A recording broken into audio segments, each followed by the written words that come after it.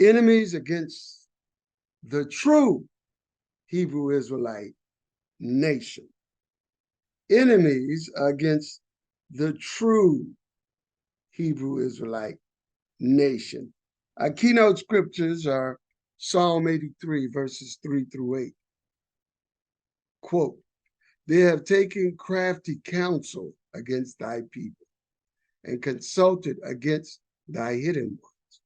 They have said, Come, let us cut them off from being a nation, that the name of Israel may be no more in remembrance. For they have consulted together with one consent. They are confederate against thee, the tabernacles of Edom and the Ishmaelites of Moab and the Hagarites, Gibal, Ammon, and Amalek, the Philistines with the inhabitants of Tyre. Asher also is joined with them. They have holpen the children of Lot. Selah."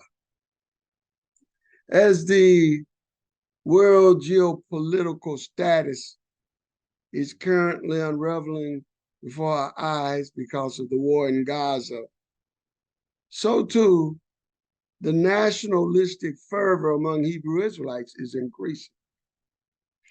It is long overdue that we, as the divinely ordained true nation of Israel, must urgently take the admonition in Zephaniah 2:1 to immediately gather together as a nation, even though many of our people do not desire to be a nation, but prefer to remain under the delusion of inclusion as a vassal nationality and minority under the United States of America. Some of us are desiring to move to African nations and become citizens of those artificial national entities that were set up by European colonizers. Yet scriptures tell Israelites in the Americas and in Africa and around the world to gather together to become a free and independent nation and not vassals under other nations. As stated, gather yourselves together, yea, gather together, O nation, not desire, before the decree bring forth, before the day pass as the chaff, before the fierce anger of Yahweh come upon you, before the day of Yahweh's anger come upon you. Seek ye Yahweh, all ye meek of the earth, which have wrought his judgment. Seek righteousness, seek meekness. It may be you shall be hid in the day of Yahweh's anger. Hallelujah.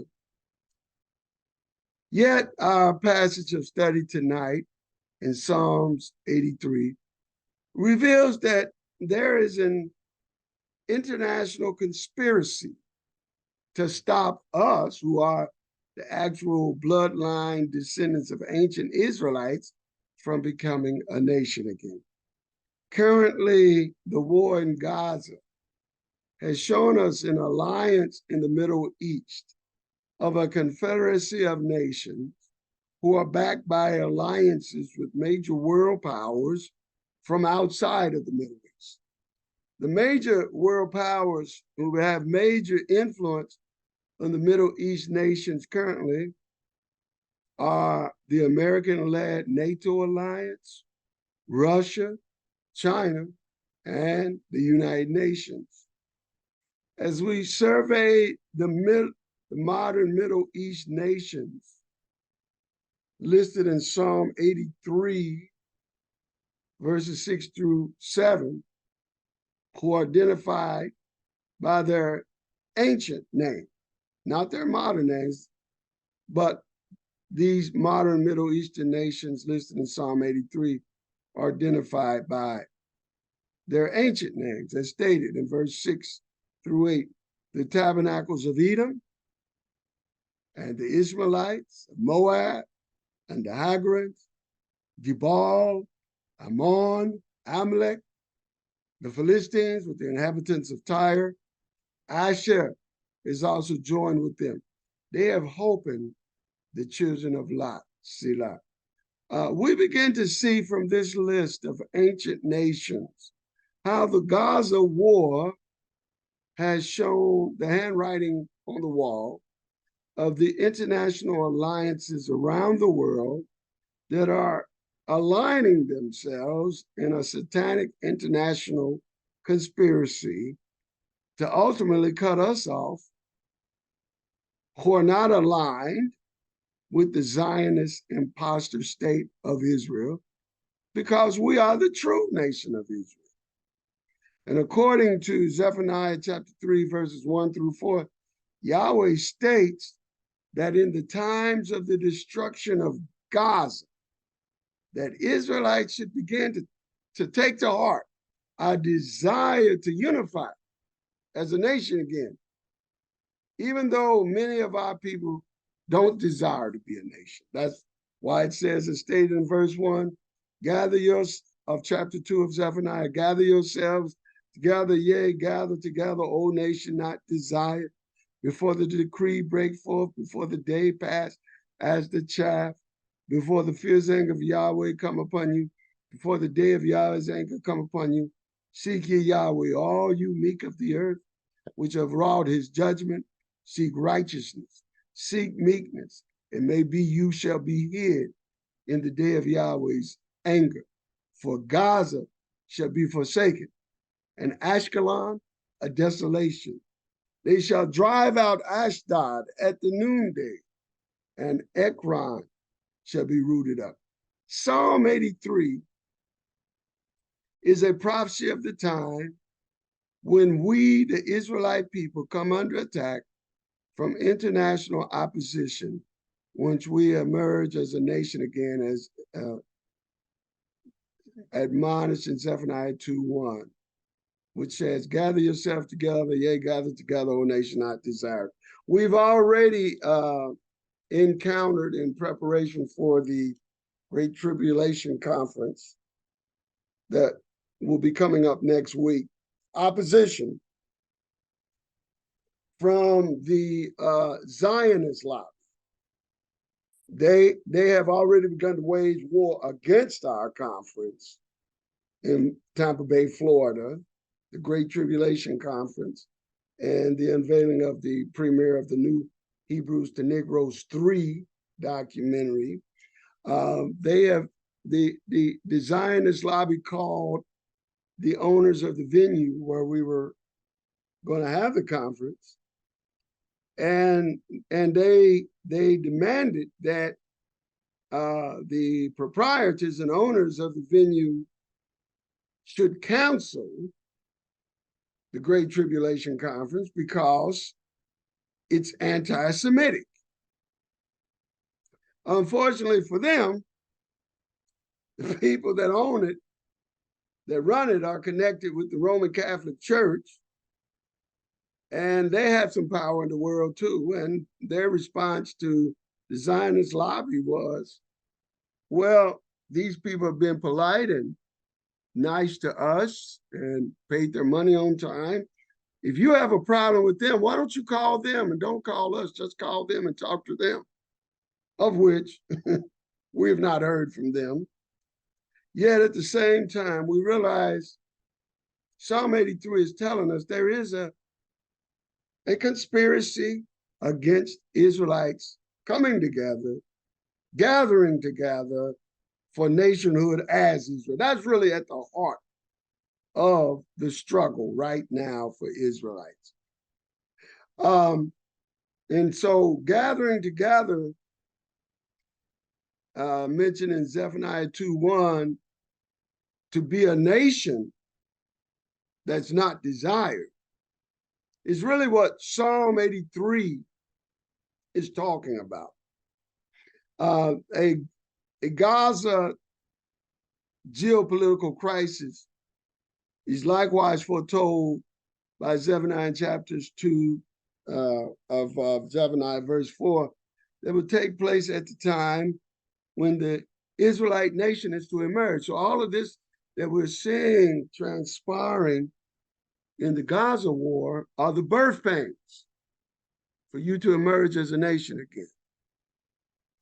Now, whether the current Gaza crisis fulfills this prophecy is a very real possibility that bears watching.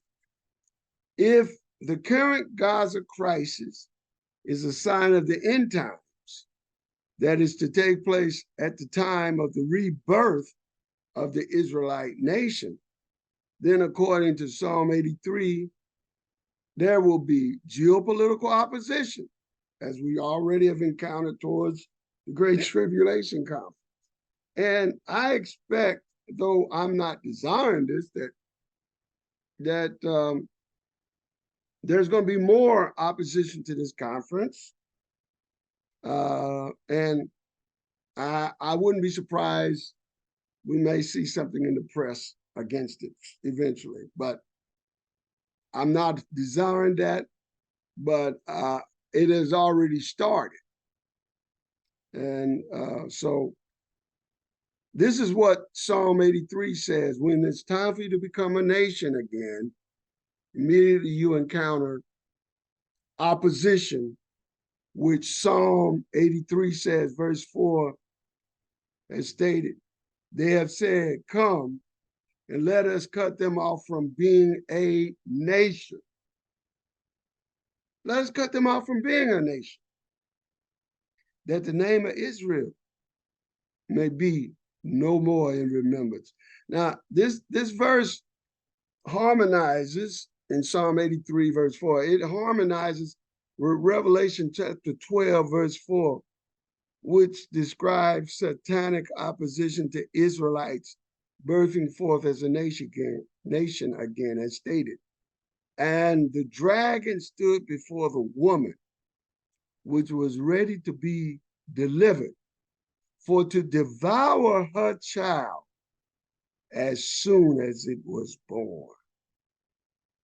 And we know the woman is Zion, and the child she bursts forth, mentioned in Isaiah 66, verse 8 says, who has heard of such a thing? Shall a nation be born at once? For as soon as Zion travailed, she brought forth her children. So the birth pains during a time of wars and rumors of wars is a witness to us. We're in the birth pains, but we're not at the end yet. But the wars and the rumors of war are signs of the birth pains leading up to the birth of the nation. Psalm 83 is a testimonial psalm against the spiritual and international enemies of the Israelite people. And these international enemies oppose our birthing forth as a nation in our homeland of Israel. The spiritual opposition against our nationhood is Hashatan himself, as stated in Psalm 83, verse 1 and 2. Keep not thou silence, O Elohim, hold not thy peace, and be not still, O Elohim. For lo, thy enemies make a tumult, and they that hate thee have lifted up their head.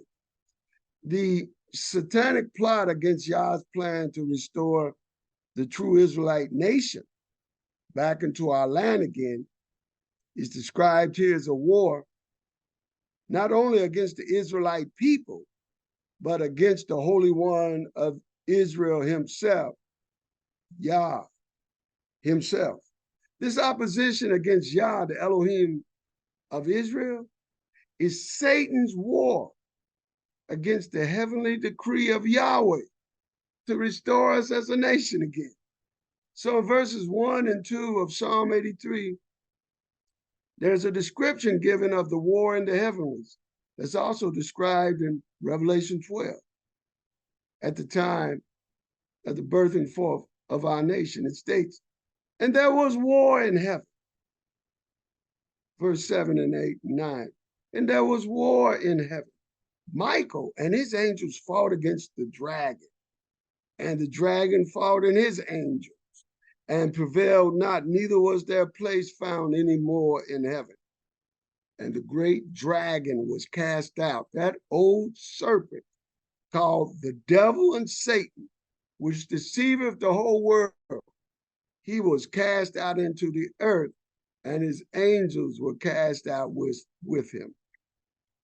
Also, this heavenly war of opposition to Yah by Satan is described in Ephesians chapter 6, verses 10 through 17. Finally, my brethren, be strong in Yah and in the power of his might. Put on the whole armor of Elohim, that you may be able to stand against the wiles of the devil. For we wrestle not against flesh and blood, but against principalities, against powers, against the rulers of the darkness of this world, against spiritual wickedness in high places. Wherefore, take unto you the whole armor of Elohim, that you may be able to withstand in the deep evil day, and having done all to stand. Stand therefore, having your loins girded about with truth, and having on the breastplate of righteousness, and your feet shod with the preparation of the good news of shalom.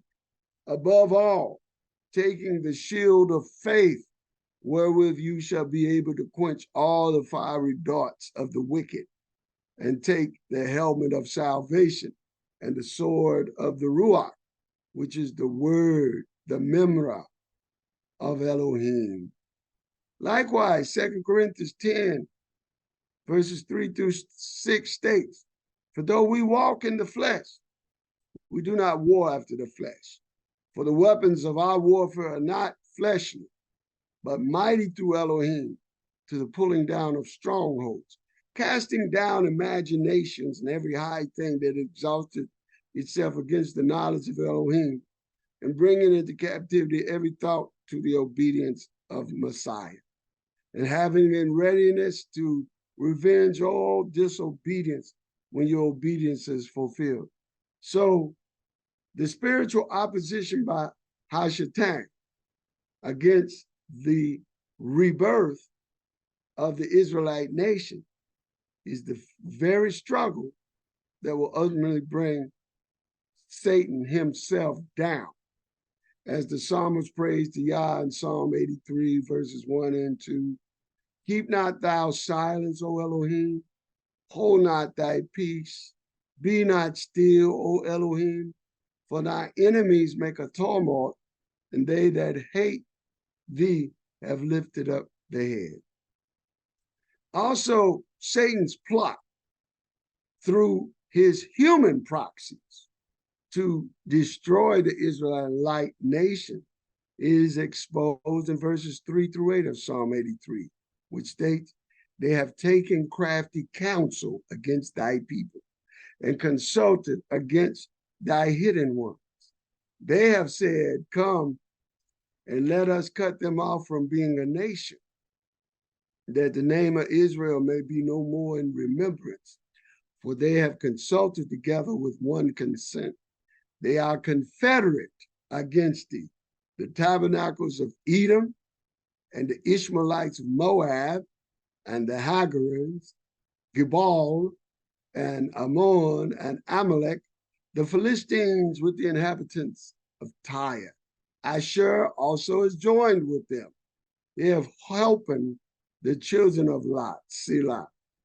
According to verse 3, the human proxies of Satan that oppose the rebirth of the Israelites are described as planning crafty counsel against the people of the Israelites, who are described as the hidden ones, which means this is a satanic strategy to attack the Israelites before we birth forth as a nation again.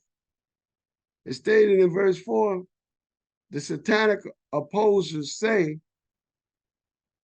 quote, they have said, come and let us cut them off from being a nation, that the name of Israel be no more in remembrance, just as likewise stated in Revelation 13, verse 4, or Revelation 12, verse 4.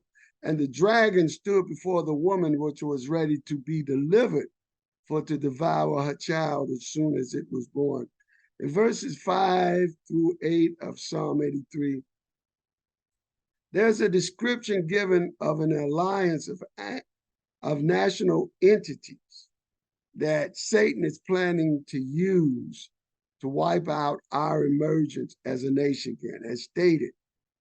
For they have consulted together with one consent. They are confederate against the tabernacles of Edom and the Ishmaelites, Moab, the Hagarites, the Gebal, Ammon, and Amalek, the Philistines with the inhabitants of Tyre. Asher also is joined with them.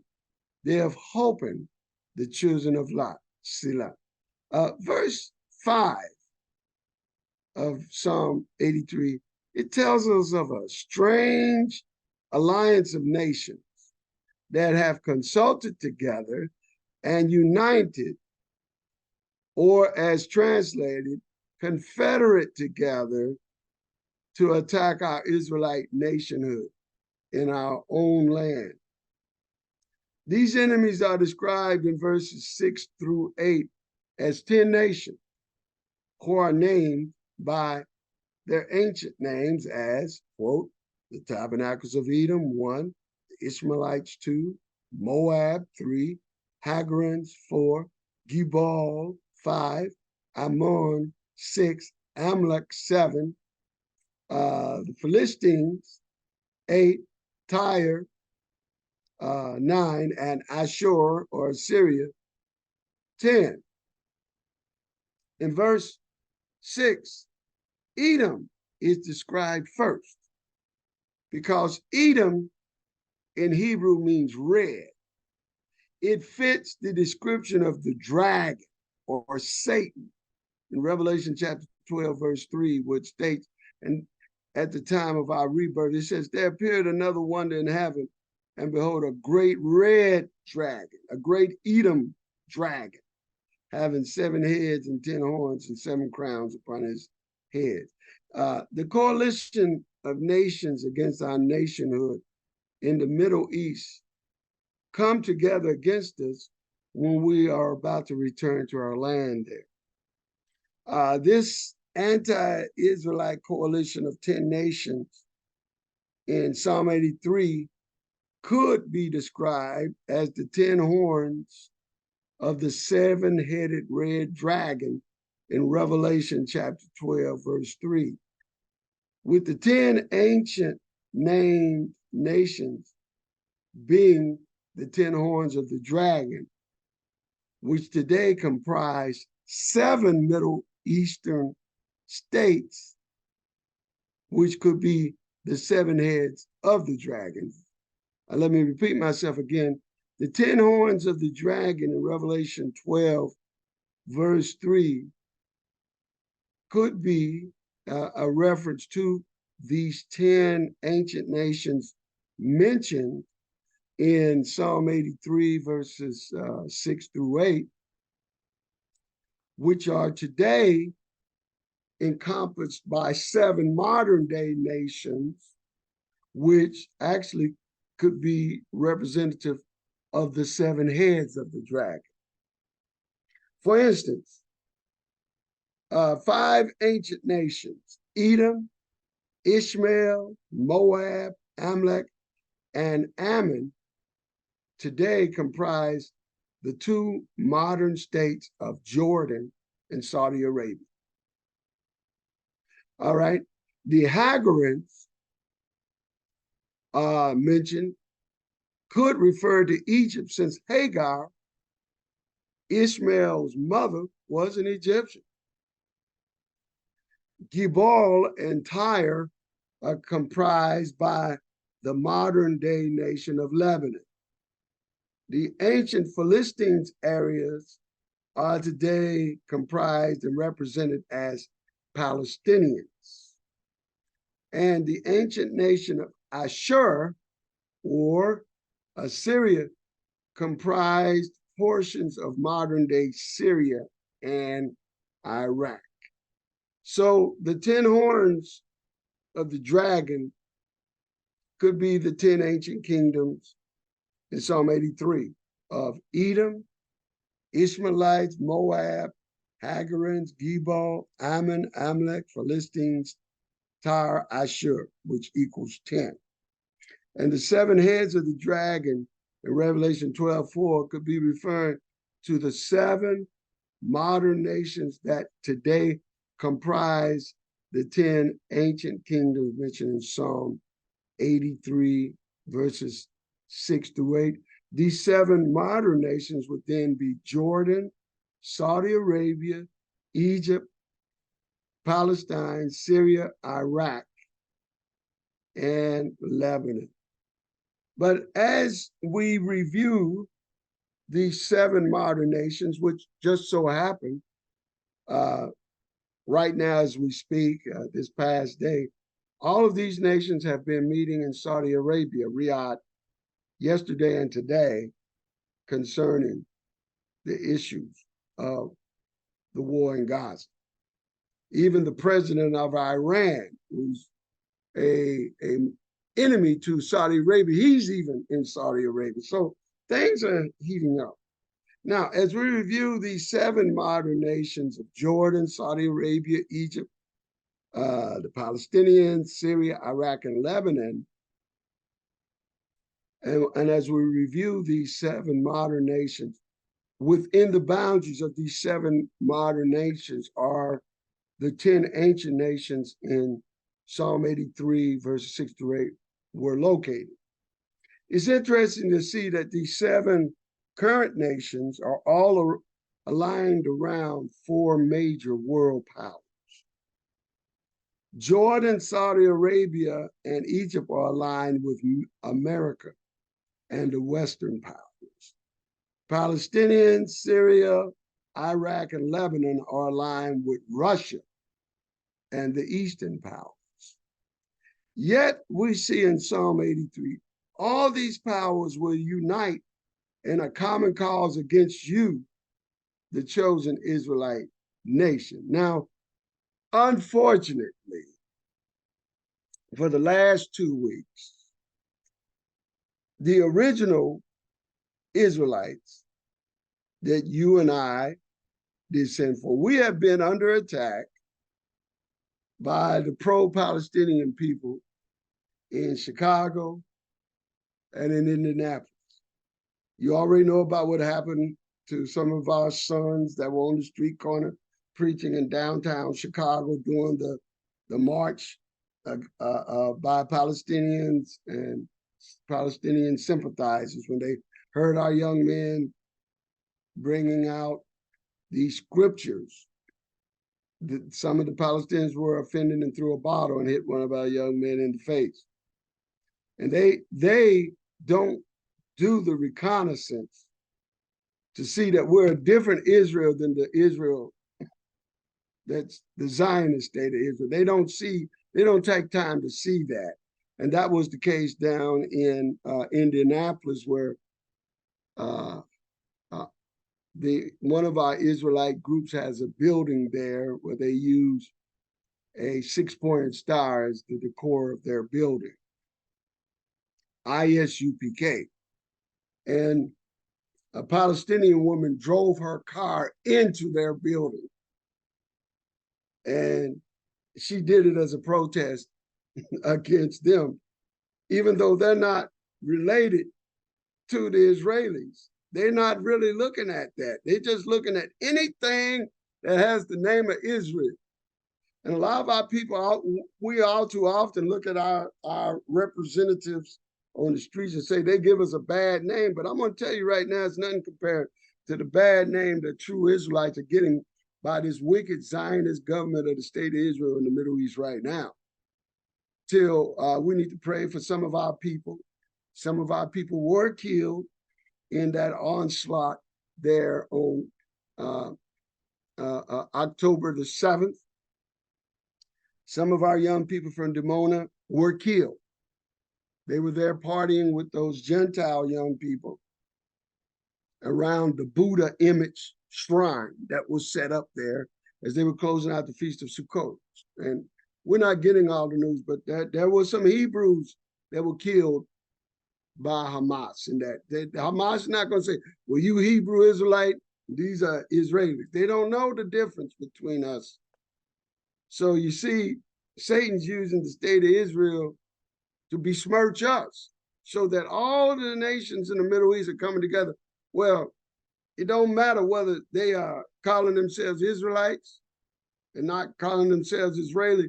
They want to do as it says in the Psalm 83, let us cut them off from being a nation, that the name of Israel not be remembered, period. They don't want the land of Israel to be called the land of Israel. They want it to be called Palestine, which is what the Roman Emperor Hadrian did in 135 AD when he conquered us again. When the Romans conquered us again, this time they took off the name of Israel from our land and they named it Palestinia. And that's a Greek word that the Romans used to identify our land. And the people today called the Palestinians, they are willing to continue to ride with the Romanized name for the land of Israel, Palestine, after the Roman emperor who said, let us cut them off from being a nation, that the name of Israel not be remembered. So they don't want the name of Israel, whether it's the real Israelites or even the unreal Israelites. They just don't want the name Israel remembered. We've got to remember now, they all feel that the name of that whole land should be called Palestine. So there's a hatred among these so-called Arab League people toward that land ever again being called the land of Israel. They're continuing what the Romans did, who destroyed us. So as much as I sympathize with their suffering and their mistreatment, they are our cousins. There's no doubt about that. Those ancient peoples there are more closely related to us than the Jewish people are. It's clear they are relatives and they are cousins, but there's a lot of sibling rivalry right there. And the fact that you black Israel, they're not gonna care, because when they went there on October the 7th at that Feast of Tabernacle party, they were not discriminating between white Israelis and black Israelites. They just killed any that were associated under the name of Israel. So we have to take that in count. I know we got justified anger and resentment to the way the Israelis have attacked us, for sure. The character assassinated us. But those people over there, they'll do more than just attack your character. They'll come at you. And we got people in Jordan who are hiding out there. And surely I wanted to be in Jordan myself, but see, the people in Jordan are beginning to look at us kind of funny too, because most of Jordan is Palestinian. Not that I have a grudge against Palestinians, but see, these people are kind of, at this point, shoot first and ask questions later. So if you just, whether you the true Israel or not, they just don't want the name of Israel. That's the key that Satan is instilled in their heart and mind. And but the coming world hatred on the ancient Israelite people will be universal. Unlike the Jewish Israelis, who are supported and sustained by America and the dominant Western nations and peoples of the world. Well, you, as the Israelite nation, you don't have anybody that's going to take your side. But yeah, hallelujah. There's nobody that will take our side. But yeah. But the true Israelites are supported and sustained by Yah. When we have both the law of Yah and the testimony of Yeshua in our heart. It's stated in Revelation 12, verse 17, regarding Satan's worldwide war of hatred against the true Israelites. We have the law and the testimony of Yeshua. And the dragon was wroth with the woman and went to make war with the remnant of her seed, which keep the commandments of Elohim and have the testimony of Yeshua HaMashiach. The warring attacks of Satan against the Israelite nation are described in Psalm 83 as happening at a time when we are back in the land as a nation again, surrounded by enemy nations described in verses 3 through 8 as being united for our total destruction and removal from history as ever having been a nation. Though generally down through history, the attempt to maim and destroy the Israelite people has been done continually. But Psalm 83 is speaking of a specific time in the latter days when a remnant of us will return to the land, while most of us will return later at the time of the second coming of Yeshua. This war in Psalm 83 will come in the aftermath of the war described in Isaiah 17, when Damascus is destroyed and the state of Israel falls. After the fall of the state of Israel, which is coming, after the fall of the state of Israel and the war that will also bring Damascus, Syria down, I return to the land of Israel by the hand of Yah will invoke a military response from the surrounding nations of the area that are described in Psalm 83, verses 6 through 8. Our victory over our enemies listed in Psalm 83 will happen when we are first regathered to our land under the banner and ensign of our King and Savior Yeshua, as stated in Isaiah 11:10 through 11. And there shall be at that time a son. I'm reading from the Targum text. And there shall be at that time a son of the son of Jesse, who shall stand for an ensign of the people. Kings shall obey him, and the place of his dwelling shall be in glory. And it shall come to pass at that time that Yahweh shall use a second time his might to redeem the remnant of his people, which shall be left from Assyria and from Egypt, and from Pathros and from India and Cush and from Elam and from Babylon and from Hamath and from the islands of the sea. It will be the hand of Yeshua, the son of Jesse and David, who will empower us to return to our land and to have victory over the enemies as described in Psalm 83, verses 9 through 18, where it says, what Yah will do unto our opposers. Do unto them as unto the Midianites, as to Sisera, as to Jabin at the brook of Kishon, which perished at Endor. They shall become as dung for the earth, make their nobles like Oreb, like Zeb, yet all their princes as Zebah and Zalmunna, who said, let us take to ourselves the houses of Elohim in possession. See, everybody wants to take the dwelling place that you have.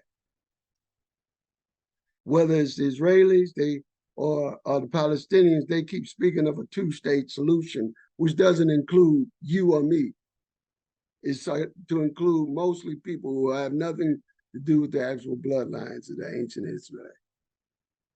So they want to make the whole land of Israel their possession under the guise of what they call a two-state solution, which leaves you without no state.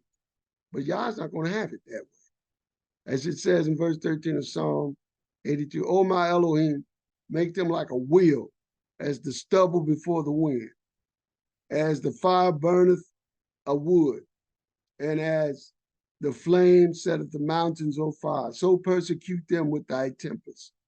Make them afraid with thy storm. Fill their faces with shame, that they may seek thy name, O Yahweh. Let them be confounded and troubled forever. Yea, let them be put to shame and perish, that they might know that thou, whose name alone is Yah, are the most high over all their. Yes, that's right. Let them be confounded. At verse 16 says, that they may seek thy name, O Yah. See, right now they're crying out Allah Akbar. They're seeking the name of Allah, which is a related word to the Aramaic word for Elohim, which is Allah in Aramaic, and in Arabic it's Allah. But you see, that just means a name that indicates the power of the Most High. But it doesn't tell you his personal name. It tells you his attribute. Elohim or Allah or Allah just tells you the attribute of his power. But his personal name is Yahweh. And none of them are seeking that name. The Muslims are seeking a representation of a title of his power. The Israelis refuse to say the name of Yahweh because they say it's not right. So they'll call him Adonai or Hashem, the name. Yah say, when I get done with them, they're going to know my name and they're going to say my name. And as one prophet Zechariah said, and the name of Yah will be one in that day. And so it says, verse 18 of the closing verse of Psalm 83, that men may know that thou, whose name is Yah, art the Most High over the earth. See, right now, none of those nations over there contending really care to use that name. But see, that's why it says, when Yah gets done with them, they even the Muslims, they will have to confess that Allah is Yah. They'll have to confess that. And a lot of, I know Christians and some people believe, well, Allah is a pagan name to a pagan god of, and people don't understand. Yeah, I mean, it's just a generic word. Just like you use the word God. They don't, there are people in India that worship a god called Buddha or Krishna, but that's just a generic word. It doesn't tell you the name. And same likewise with Allah or Allah in Aramaic or Elohim or Elohim in Paleo Hebrew. It's a name, it's a title of the attributes of Yahweh. So don't get caught up with the false understanding that Muslims, when they say Allah, they call it a pagan god called Allah. That's not true. And don't get caught up with the hype that some people have foolishly attribute the name Yahweh to mean a desert god in Arabia. All of those things are foolish deceptions of Satan. That's all that is. Yah gave his name to Israelites, to Moshe, and in Exodus chapter 3, verse 15, said, this is my name forever, Yahweh. And some say, well, he said his name is Ahaya. Well, I look at the grammar in the Hebrew. It clearly tells you, Ayeh Asher Ayeh, I am who I am. Well, I mean, you're going to take from that Ahaya, which is really, you're explaining that he is who he is, which is true. Nothing wrong with calling him Ahaya. But at the same time, to say you can't call him by the name Yahuwah or Yahweh, these names that are indicating his eternal state and being. By the time Yah gets done with the nations of the world, Zephaniah 3:10, 3:9 says, for then everybody will have the ability to call him by the same name. I use the name Yahweh because I know the Hebrew verb roots in Exodus chapter 3, verse 14, where he said, who shall we say you are? He said, tell them, I am who I am. Ayeh Asher Ayeh. Well, I already know that him to say I am who I am. Then in verse 15, he says, my name is Yahweh, the Elohim of your fathers, Abraham, Isaac, and Jacob. That is my name to all generations. People say, well, why are you saying Yahweh? Well, I'm not disputing anybody who wants to call him Yahuwah. I'm not disputing anybody who wants to call him Yahweh. I'm not disputing any of that. I'm open to the suggestion, but I use the name Yahweh because of the roots that's used in verse 14. Ayeh Asher Ayeh, and which is Ayeh means I am who I am. And Yahweh means he is who he is. So Ayeh Asher means I am who I am in the first person. Yahweh is, again, he in the third person, who is who he is. So if you say Ayeh, that I am who I am, then when you say he is who he is, you would say Yahweh, which is the logical flow out of Ayeh Asher Ayeh in the first person. In the third person, Ayeh Asher Ayeh, and then in the third person, Yahweh. I go by that.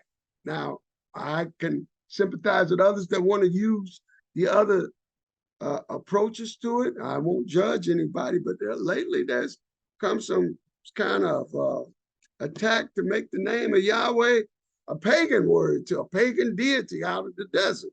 Well, you got to understand that Yah already warned in the song, in the third commandment, don't take my name in vain, which means that people would take his name and connect it to false gods.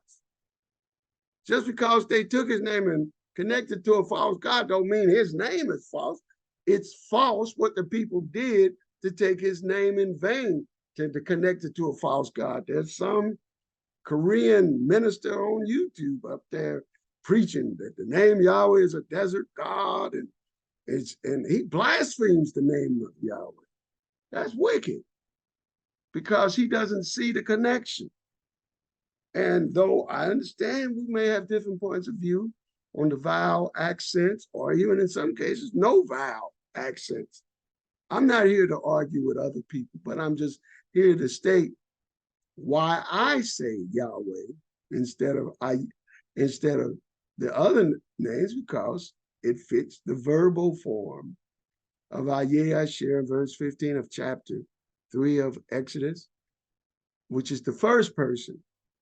And Ayeh Asher Ayeh is not really a name, as our brothers who like to call him Ahaya, and they've gotten to a point where they're saying you can't call him Yahweh. You can only call him Ahaya. But see, Ahaya, Ayeh Asher Ayeh, which they are pronouncing without the vowels in it, they don't realize when he said that, it reminds us like I am who I am. It reminds us like those of us who watch the Popeye cartoons, and the song Popeye had used to be was, I am who I am, and that's all that I am. Well, he's saying, I am who I am. And then he ends the song with, I'm Popeye, the Sailor Man. Well, in this case, Yah is saying to Moshe, when Moshe asked, what is your name that I should tell them who sent me? He said, I am who I am. That is, you already know. His name was known before he told this to Moses. We already see some people already using his name in the time of Abraham. So it was already known. He just reminded him, said, I am who I've always been. I'm Yahweh. Just like we hear Popeye saying, I am who I am. I'm Popeye. That is, I am who I am. I'm Popeye. Well, Yahweh is saying, I am who I am. I'm Yahweh. So let's be adults in this process of knowledge and truth about the name of Yah, and not be so soon touchy with all of the differences of pronunciations or using fallacious arguments to blaspheme the name of Yah. I would never speak foul of anyone who wants to call him a higher, because that is definitely referring to him, though it's not a personal name. It is a first person description of him in the first person. But Yahweh Elohim is him in the third person. So the nations of the world are wrestling and struggling over this. Let's not let the Israelites struggle and wrestle with each other over this. Hallelujah. Also, it is further explained in Isaiah 11, verses 12 through 16, regarding the day of our return to the land and our war with the enemies described in Psalm 83. It states, and he, that is Messiah, shall set up an ensign for the nations. and shall assemble the outcast of Israel, and gather together the dispersed of Judah from the four corners of the earth. The envy also of Ephraim shall depart, and the adversaries of Judah shall be cut off. Ephraim shall not envy Judah, and Judah shall not vex Ephraim, but they shall fly upon the shoulders of the Philistines, the Palestinians, toward the west. That's the Gaza coast. They shall spoil them of the east together, and they shall lay their hand upon Edom, Moab, and the children of Ammon shall obey them. That's Jordan and Saudi Arabia. That is this is the area of the seat of Mecca, the land of Islam. Yes, these are competing national alliances against Israel and against the Holy One of Israel. So that you see Yah's coming to rule the world, and the world's going to have a rude awakening of his power and of his Mashiach and his nation, the Israelite people. It says, verse 15 of chapter 11 of Isaiah, and Yahweh shall utterly destroy the tongue of the Egyptian sea. That is, the Hagarims mentioned in Psalm 83, that's the Egyptians. They conspired to cut off the name of Israel. You know, right now, I could go in Egypt. I've been there many times. But I can tell you now, in that area where all those villages are around, where the pyramids are, where the people look like you and me, more so than the people in the city right there in Cairo, they look more like Turkic and Italian and Greek because they're more mixed inside the big cities. But I'm talking about in the country in Egypt where people look like you and me. If I go down there and say I'm an Israelite, they'll kill me. They will. Because they don't connect us with, they can't separate us from the Israelis. They assume we're some kind of collaborator. And that's the last thing you want to be known of in the Middle East is a collaborator. That's where they kill you for that. So they'll just look at us as collaborators with the Zionist state. They'll like you if you're saying you're a Muslim or you're a Christian. They're not going to get you for that. Or even if you say you're a Jew, because the term Jew is a religion. It's a religious title. It's not an actual nationalistic term. So they don't mind that. As long as you're a religion, they don't mind. Once you say you are a nation that has that land where their third holiest shrine, the Dome of the Rock, is located, they'll kill you. I can tell you that now. So as much, as I respect and appreciate people from all those nations, I don't intrinsically hate them because we are all closely related to them. We're getting married with them. That's in our DNA. However, at the same time, there's a sibling rival.